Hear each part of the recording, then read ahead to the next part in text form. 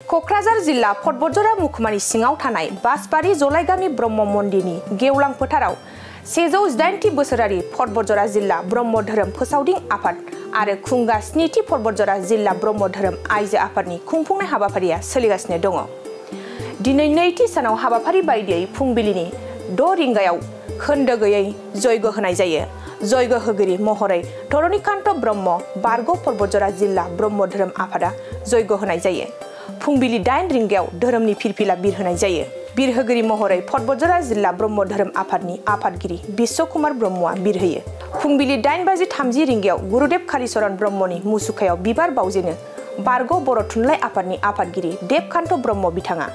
फिरफिला बिरहोनायनि गेजेरजों फटबजरा जिल्ला ब्रह्म धोरोम आफादनि आफादगिरिया बिबुंथियाव फारियै गुरुदेव कालीचरण ब्रह्मनि मावनाय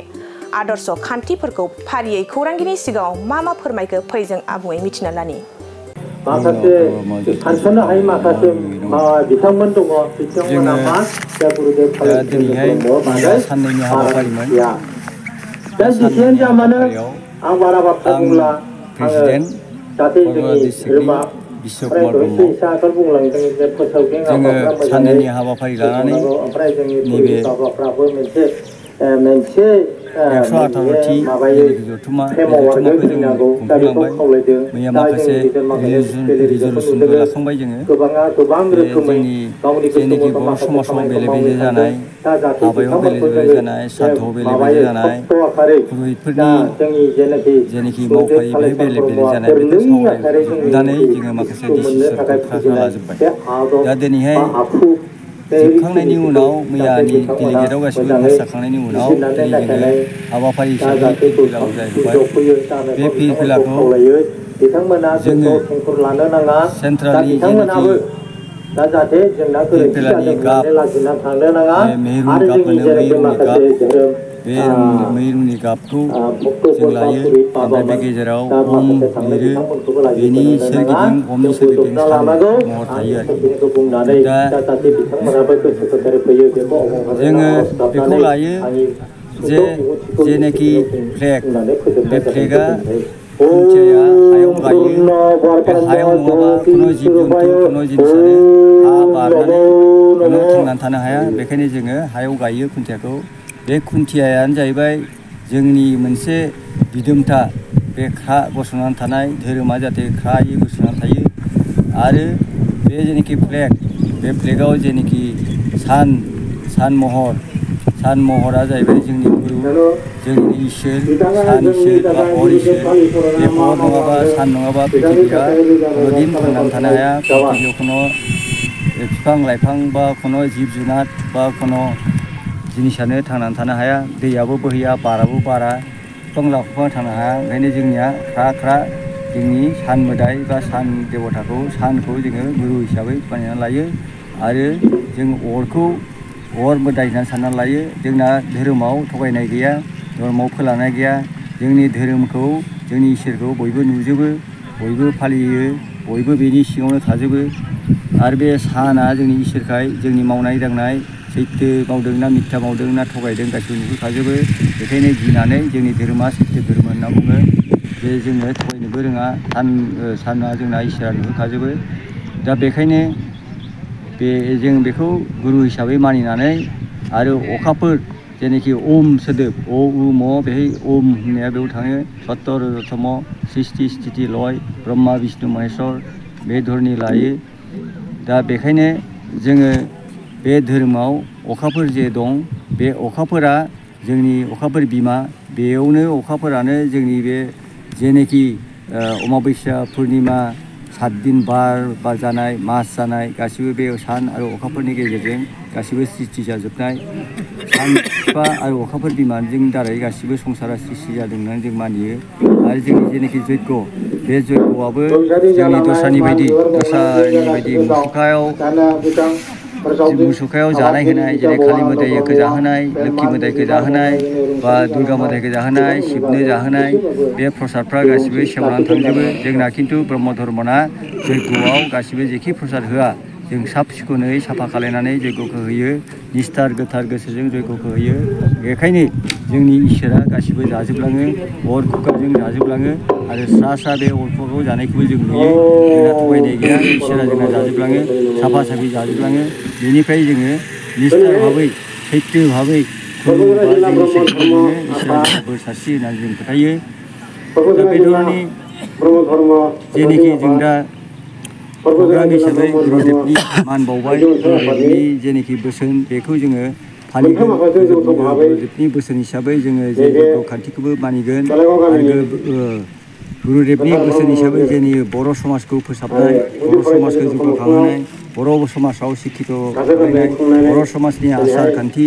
बेफोरखौ जों फालिनांगोन होननानै समायखिरा लानाय बे समायखिरा लानायाबो गुरुदेबनि मान बावनानै गुरुदेबनि आथिं सिङावनो जों समायखिरा लायो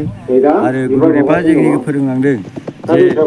जों बुंनो थाङोबा गुरुदेब फोरोंनाय हिसाबै पर्बतजरायावनो पर्बतजरायानो प्रथम ब्रह्म धर्म लाबोनायखाय पर्बतजरानिफ्रायनो जेनेबा डाक्टार जाजेननाय इन्जिनियार जाजेननाय IAS जाजेननाय गासिबो जाजोबदों जेरै दा गुरुदेब ब्रह्मनिफ्राय गुरुदेबा जोंना गुरुदेब नाम मोनबाय सारा पृथिबियावनो बा सारा बर' समाजा जेरावखि जाया गुरुदेब कालिचरण ब्रह्म होननानै नाम मोनबाय आरो बे गुरुदेबनिनो जेनाखि शिष्य होननानै सानो जोङो फल'वार्स उपेन्द्रनाथ ब्रह्म बे उपेन्द्रनाथ ब्रह्मआबो बड'लेण्ड सृष्टि खालामनायाव मैखोम बाहागो लानानै जोंनि जेनाखि बड'लेण्ड बे बड'लेण्डनिखौ नामाकरन खालामनो हाबाय आरो बेबो बड'फा नाम मोनबाय दा बर'निफ्रायनो ब्रह्मनिफ्रायनो गुरुदेबाबो मोनबाय बड'फायाबो ब्रह्मनिफ्रायनो मोनबाय आरो प्रथम जोंनि जेनाखि MLA जानानै मन्त्रि जानाय बेबो रुपनाथ ब्रह्ममोन रुपनाथ ब्रह्म जादों बेनि उनाव जोंना रनेन्द्र नारायण गासिबो जोंनि जेनाखि लिरगिरि जेनाखि लिरगिरिफोर सभा ब्रह्ममोन माबाफोर आर्टिस्टफोर जेनेबा गासिबो जथ' दङ गिबि गिबियावनो ब्रह्मनिफ्रायनो जाजेनबाय होननानै जों मिथिगौ ब्रह्मनिफ्रायनो जाजेनग्रोदों जेरै ब्रह्म बर्डिं दाजेननायाबो गुरुदेबानो दाजेनदों बर्डिं दाजेननायावबो आरो बै आबसु दानायावबो बर'नि जेनाखि स्टुडेन्टस इउनियन बे दानायावबो गुरुदेब कालिचरण ब्रह्मआनो बिथोन होदोंमोन गवालपारा डिस्ट्रिक्ट हिसाबै लानानै प्रथमआवनो आरो आइजो आफाद दानायावबो बेनो दाजेनदोंमोन फालांगियावबो फालांगिफोरनि मोनसे आफाद थानांगौ होननानै फालांगिफोरनि आफादबो दादोंमोन बुंनो थाङोबा जेखिनि सब खामानियावनो बर' जाथिनि जौगाखांनाय बर' जाथिनिखौ फोसाबनाय बेखौ गासिबो मावजोबदोंमोन नङाब्ला बर' जाथिया दिनैहाय सासेबो थानाय नङामोन सरनिया धर्म लाजोब्बायमोन जेनेबा माबानि सरनिया धर्म शंकरदेबनि जेनाखि धोरोम बे शंकरदेबनि धोरोमाव थांजोब्बायमोन शंकरदेबनि धोरोमा ओरैबायदि धोरोम जे शंकरदेब धोरोम लायोबानो बर' भाषा रायज्लायनो मोना बर' आसार खान्थि बर'नि दख'ना गाननो मोना बर'नि जेनाखि सावरि बादालि जानाय बर'नि नियम कानुनानो मोनसेबो सोलिया मथथे बर' रावखौ सोलिनो मोनाबा बर'नि दख'ना गाननो मोनाबा बर'नि आसार खान्थिखौ मावनो मोनाबा बर' जाथिया बहा थानो दा बर'आ जाथिया जोबथारबायमोन बे जोबनायखौ बासायनो थाखायनो गुरुदेब कालिचरण ब्रह्मआ धोरोमनि नामाव धोरोमखौ लाफानानै बियो बर' समाजखौ फोसाबलांदों दा बे बर' समाजखौ फोसाबलांनायाव गुरुदेब कालिचरणनि जे बेसेबांबा गोहोम दं बेखौ बावनानै थांजोब्बाय दा मानसिफ्रा गुरुदेबनि जेनाखि नियम कानुन बा गुरुदेब फोरोंनाय जे पान्डुलिपि बे पान्डुलिपिजोंनो जोङो दाबो हाबा हुखा साद्द' पार्बन जिखुनु बर'नि जेनाखि खामानिफोर बायहिक खामानि थारमाने बेबहारिक खामानिफोरखौ जोङो बेखौनो लायो आरो बेजोंनो सोलिगासिनो दं बे मोजाङै फोसाबनाय जायाखै बेखौ जों सेन्ट्रेलावबो रिजर्भेसन लादोंमोन जे बेखौ हाबा होजेननायबो दं होजेननाय दङ खाम्फा गायसननाया हाबा होजेननायबो दङ दा बेखौनो जों रिजर्भेसन लादों जे हाबा होनाया मैया मोनसे रिजर्भेसन लादों गुरुदेबा हाबाखौ मोनायाव होजेनदोंमोन ओंखायनो हाबाफ्रा मोनायाव जानांगौ बेखौ मोनसे रिजर्भेसन लादों जोङो ओमफ्राय बेखौ सेन्ट्रेलावबो फोसाबनो होननानै सेन्ट्रेला मोनसे बेखौ सावरायबाय थादों आरो बेखौ नै दा जोङो 21 स्टेजाव सेन्ट्रेलाव दङ मोनसे कनफारेन्स दङ जोंहा सेन्ट्रेलनि 21 स्टेजाव गुवाहाटियाव बेजों आरो सावरायबावगोन बेखौ फोसाबनांगौ बेखौ फेहेरनांगौ बेखौ मोजाङै जों माबानांगौ होननानै हाइलाइट खालामनांगौ होननानै जों आगोलावबो रिजर्भेसन लादोंमोन ओमफ्राय सेन्ट्रेलावबो होदोंमोन जेरै गुरुधामखौ लादोंमोन गुरुधामखौ लानानै दा गुरुधामा एसे मोजाङानो जाबाय गासिबो साबसिन बा कनस्ट्राक्सनफ्रा मोजाङै जागासिनो दङ डेभेलपमेन्ट जागासिनो दङ बेखौ दा जों लादों खिन्थु जोङो डिस्ट्रिक्ट हिसाबै लानो थांनायाव सेन्ट्रेला जों लागोन होननायखाय जों एसे थाथ'दों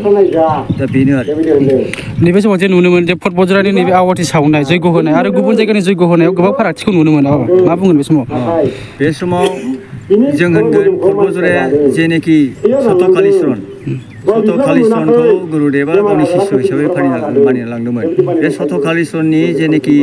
बुंथिनाय मानसि गुरुदेबनि शिष्यआ बुंथिनाय मानसि बेखौ माने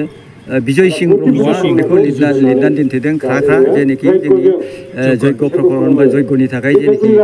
मा खान्थि दं जों बर' समाजा बोरै सोलिनांगौ जयग' बोरै होनांगौ बेहाय मा होनांगौ बेहाय बेखौनो जों फालियो बेहाय जोंनाव दङ जे थाइजौ दालाइ थाइजौ बिलाइखौ होनाय दङ आरो बेनिफ्राय जोङो बेहाय गय फाथै होनाय दङ गाइखेर होनाय दङ बे गाइखेर होनाया जोंनि जेनाखि सारनारित क्रिया लेखा बे लेखायाव गैयाबाबो खिन्थु बर'आ माब्लाबाबो घि बानाया होननानै बेखौ गाइखेरखौ होजायो होननानै बेखौ गोदोनिफ्रायनो गाइखेरखौ होबोखादों आरो गाइखेरा निस्थाखा जों दै सान्थियावबो गाइखेरखौ होनाय खारना जाहैबाय गंगा दैयाबो गोजाननिफ्राय बोहैनायनि थाखाय अपबित्र जानो हागौ खिन्थु गाइखेरखौ जिहेतु पबित्र होननानै लायो जोङो ओंखायनो दै सान्थियावबो गाइखेर एसे होनानै थाइजौ बिलाइ दुब्रि गांसो बा थुलसिफोरजों जों होयो खिन्थु जोंनाव फटबज्रायाव आखाइजों होआ आखाइजों होयोबा आखाइया अनेक गाज्रिबो जानो हागौ सोरबा मा मावनानै फैयो मा मावो ओंखायनो जोङो बे बिलाइफोरखौ लोक्षि होननानै थाइजौ बिलाइखौ लोक्षि होननानै थानानै जोङो बे माबाखौ ओमफ्राय जेनाखि बेल बिलाइ बेलखौ जोङो महादेब शिबनि होननानै साननानै लायो जोङो दा बेफोरखौनो थुलसियाथ' थुलसि माबामोन बियो थुलसि बिलाइआथ' जेरैबो नांगौ मेडिकेटेडबो ओंखायनो जोङो बेखौ थुलसिखौ होयो बेनिफ्राय फाराग नुनाया बेयावनो जे बे फारागनि थाखाय जों सेन्ट्रेलजों रायलायबाय थाबाय दाख्लैबो बागानपारायाव मिटिं जाबाय मिटिं जानायाव बिसोरो सेन्ट्रेलनिफ्राय 3 मानसि दैथारदों जे बिसोरो जोंनि सेन्ट्रेलनि जेनाखि भार्सन जे सेन्ट्रेलनि मुखपत्र बिसोरनो बुंगोन होनना बुंनायाव 3 मानसिया जोंनि फलियानो जादों फटबज्रानि फलिया हिसाबै जे थालिरबो गायनो मोनो सेर आवथि मन्दपनि सेर फुलबो होनो मोनो ओमफ्राय बेहाय बे खुन्दुं आवाबो होनो मोनो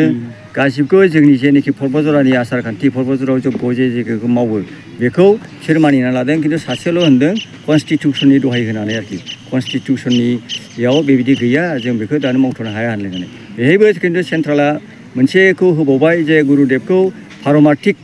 थारमाने पारमार्थिकनि गुरु नङा बियो बेबहारिक गुरु होननानै मोनसे लिरनाय दंमोन सेन्ट्रेल मोनसे डिसिसन लानाय दंमोन बेखौ जों फटबज्रा क'क्राझार डिस्ट्रिक्ट ज' लोगो लानानै बेखौ मानो पारमार्थिक नङा बेलाय गुरुदेबा पारमार्थिकबो जयग'खौनो गुरुदेबा होजेनदोंबा बेथ' इसोर सिबिनाया पारमार्थिक ना ओंखायनो गुरुदेब बेखौ दानबाय बेखौ दाननानै दा गुरुदेब कालिचरन ब्रह्मआ पारमार्थिकनिबो गुरु आरो बेबहारिकनिबो गुरु होननानै मोननैबो बेखौ डिसिसन लानाय जाबाय ओमफ्राय दा लास्टआव जाहैबाय जोंहा नैबे गाबोनबो मोनसे मिटिं दंबावो खिन्थु सेन्ट्रेलाव दाख्लै जों मिटिं जानायाव मोनसे खोथा जादों जे फटबज्रायाव जेनाखि नियम नितिजों गुरुदेबनि बोसोनफोरजों जेखौ फालियो बे फालिनाया बाबामोन बे नोंसोरो बेखौ फालिदो जों जेबो इन्टारफेयार खालाया सेन्ट्रेलनिफ्राय जेबो इन्टारफेयार खालायला आरो जोंनाव जे जों एफा एनै खुदकाट माबा जादों जे एसे एनै सेन्स जादों बेखौबो दा इमिडियेटलि जोंनाव नोंसिनि बायदि जाथारनांगौ होननानै प्रेसार दाहोथ'सै जोंबो नोंसिनाव प्रेसार गैला लासै गासिबो सल्भ जालांजोबगोन बेखिनि कन्डिसनाव थादों आरो सेन्ट्रेलजों मोनसे गोजोनथाव खौरां क'क्राझार सहरनि जेडि रडजों नांजाबनाय सुदेमपुरि गांजिमा बाजाराव थानाय आइ आफा मेडलाइफ बिएम हस्पिटालाव बेराम सोखानो हानायनि गोबां खाबु दं आइ आफा मेडलाइफ बिएम हस्पिटालनि फेसिलिटिफोरानो जाबाय medical laboratory pharmacy paediatrics medicine gynaecology dental urology dental X-ray play area X-ray sonography OT ICU NICU एबा पीआईसीयू आरो आइ आफा मेडलाइफ बिएम हस्पिटाला 24 घन्टा जेब्लाबो खुलायै थागोन